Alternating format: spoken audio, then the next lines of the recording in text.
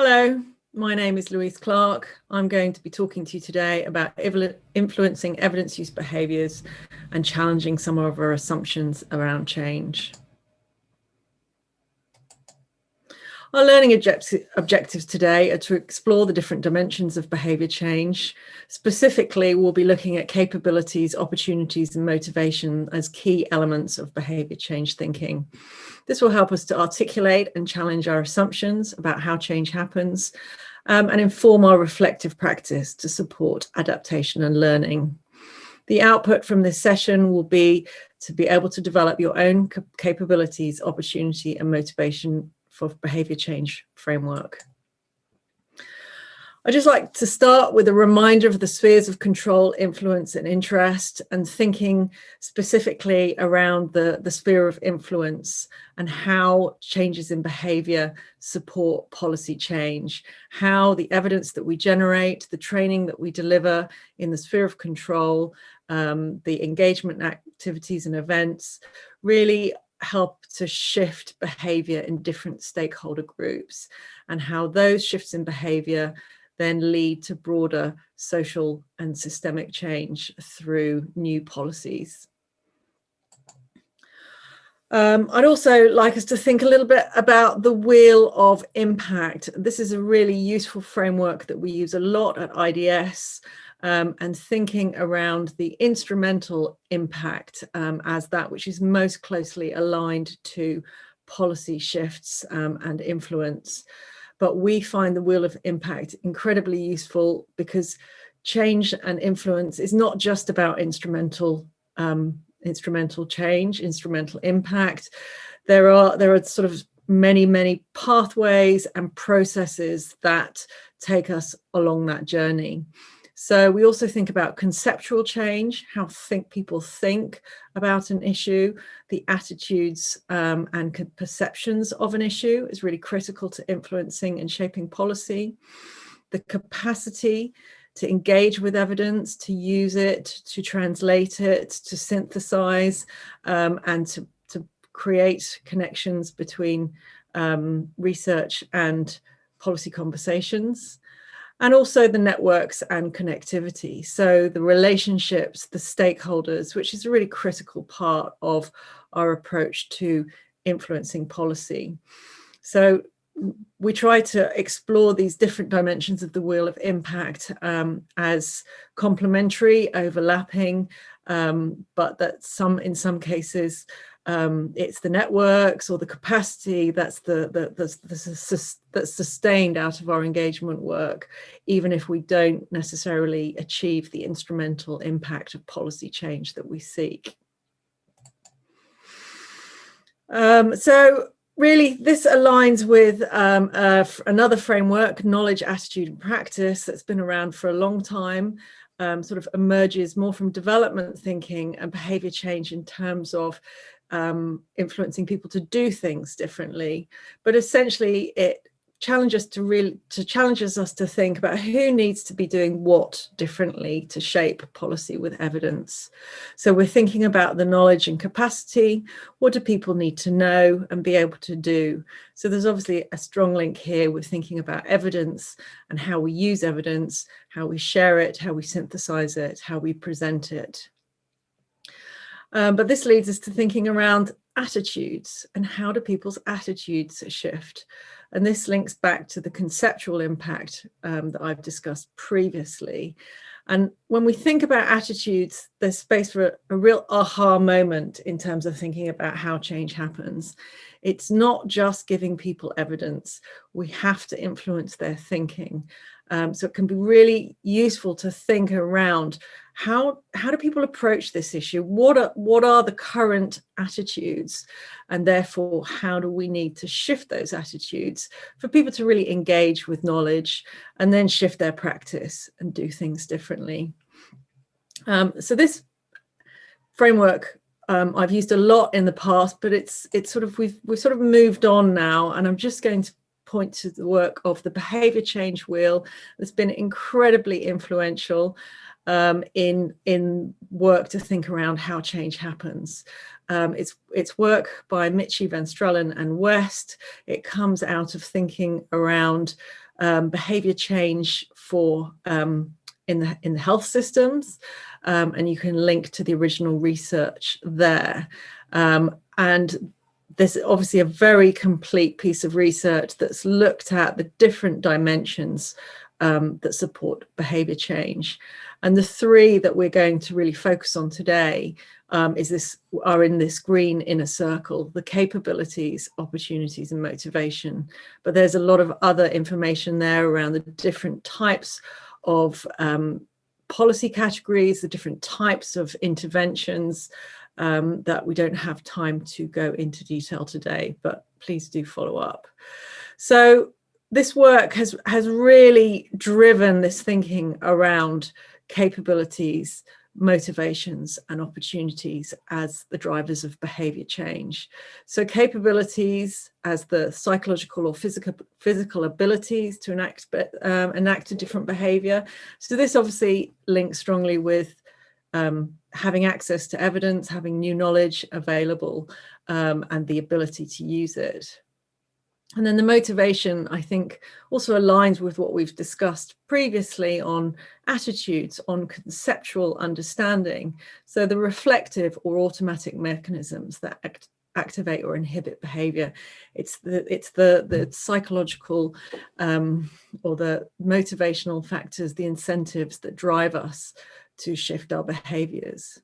And what this framework adds to the previous CAP model is really thinking around the opportunity, the physical and social environment that enables the behavior change. And again, I'd just like to reflect a little bit on some of the assumptions that we make around how change happens, because we can create capabilities and we can create motivations, but if there isn't opportunities to act in different ways or apply new evidence, we're unlikely to see the shifts in policy thinking that we desire and the evidence-use behaviors of key decision makers.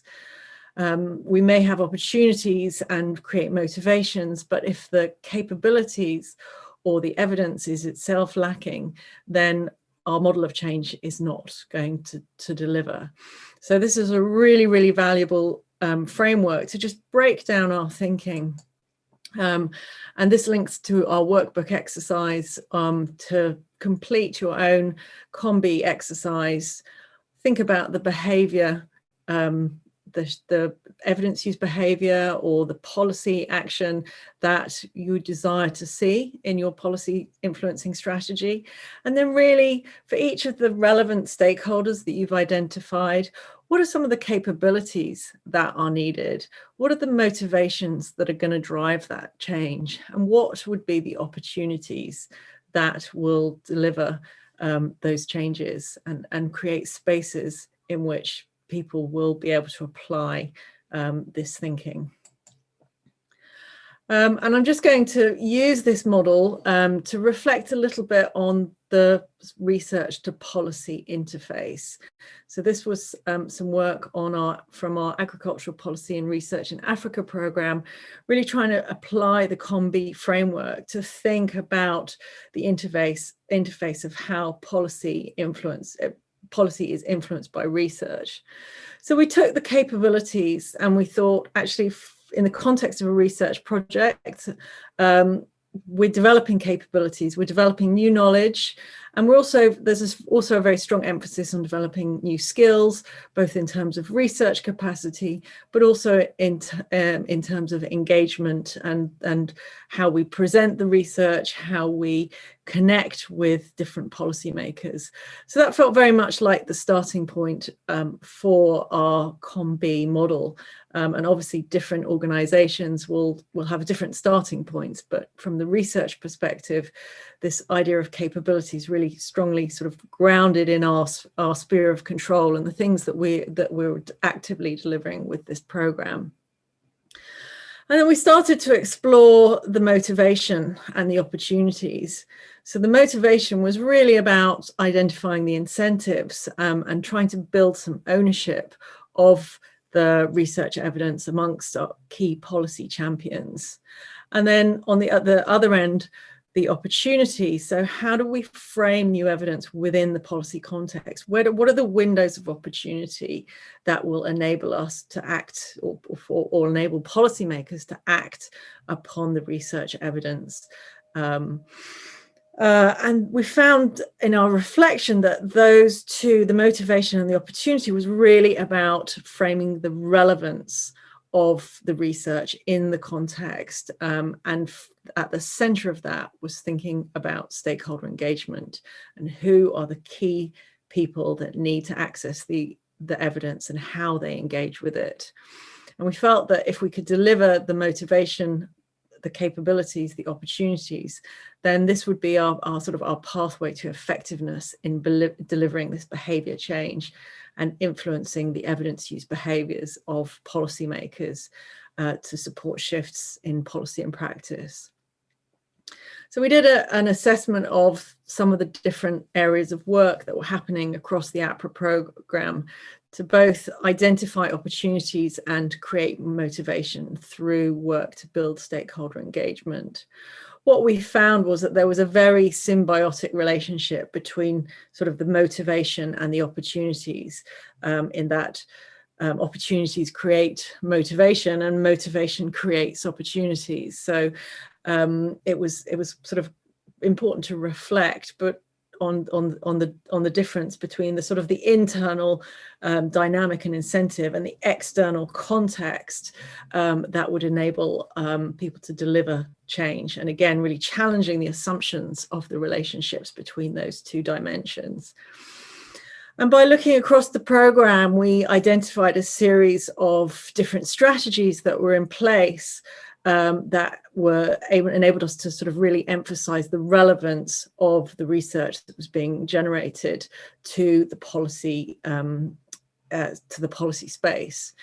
So, you know, that included work to link evidence to different policy levels. So where was evidence relevant to more local or departmental policy conversations as opposed to more national or even international policy conversations, or regional across sub-Saharan Africa? And thinking about how those levels link to each other was a really key in thinking about the opportunities for influence. And then something that was really, really critical was this framing of research to current development discourse and agendas, and thinking about the key decision makers in the space and what their priorities were and how they framed issues in order to frame our evidence in both the language and in response to those agendas, in terms of sort of identifying opportunities for them to engage with our evidence, but also that motivation. And another point of that was really identifying policy champions, building those relationships to build ownership of the evidence that was being generated. You know, this is not a simple one-off transaction. This is about sort of ongoing relationship building, establishing networks to really sort of shape the evidence to the issue, to the policy conversation, rather than expecting it to sort of neatly fit. So very much an iterative process, and really listening to policy champions to understand what it is that they need from evidence, how they need it presented, what is most useful for them. And then a sort of secondary point for this was bringing diverse voices together to build consensus. So recognizing that, you know, the importance of the relationship between a researcher and a policy champion, but also the diversity of voices that have relevance around the issues. So bringing in civil society organizations, in this case, farmers organizations and trade bodies and unions, also work with the media. So the more that different voices can resonate and discuss the evidence, the more it's sort of framed and polished towards the policy conversation. And so this was all, but this is again this point of building networks. This is the idea of building momentum around research evidence. That these were ongoing conversations. This is very much an iterative process, and so that it was really important to sort of get leverage and keep coming back to the conversation, keep exploring new elements, new dimensions of the issue and the question. And then this final point of really presenting some practical solutions. Policymakers they don't want questions, they want answers, they want solutions, they know what the problems are, and they want to see evidence that helps to answer that problem, that's framed in a way that makes it easy for them to engage with. So this whole sort of cog of stakeholder engagement, thinking about opportunities and motivations, was really useful framework to help us sort of explore these different facets of behavior change and different strategies that would enable us to deliver and effectively shape policy with our evidence. And this leads me on to just thinking quickly about assumptions. As we've explained earlier, we find it useful to talk about two different types of assumptions. So the contextual assumptions, I think of those as the ground that we stand on, the things that we have very little control over, but are quite critical to delivering the change that we want to see. So there's, in the policy space, we're very policy environments can move very quickly with changes of government, shifts in external context. These things are beyond our control, and but it's important that we take a moment to sort of just reflect on some of the assumptions that we're making about our policy environment as a key way to plan our interventions and think about some of the risks that we might face. And then the second area are the causal assumptions. And this is where we really sort of challenge ourselves and challenge our thinking around how change happens. It's how we move from the sphere of control to the sphere of influence to the sphere of interest. And it's how we think building capabilities will influence motivations, will create opportunities. As we move across those different dimensions, we're making causal assumptions about how, if we do something, then something else will happen. And that can be a really useful framing, this sort of if-then. And this is, our strategies are built upon these assumptions. So it's a useful way to frame our learning. It's so having clearly articulated assumptions really helps us to reflect, is our strategy working? Are we doing the right thing? We talk about single loop and double loop learning. Are we doing something well, or are we doing in fact the right thing, and giving that time to reflect? So just to sort of frame this, we make a lot of assumptions around research and how evidence can shape policy. How we think stakeholders will interact with evidence, the role of evidence to influence behavioral and policy change. So, starting off by challenging some of those assumptions is a really useful to sort of stress test our strategies. Thinking about the contextual assumptions, the power dimension, the power dynamics, the social norms, existing incentive structures that may either support or inhibit our work to shape policy with evidence. And just a really useful framing that, what is the terrain that we're working on?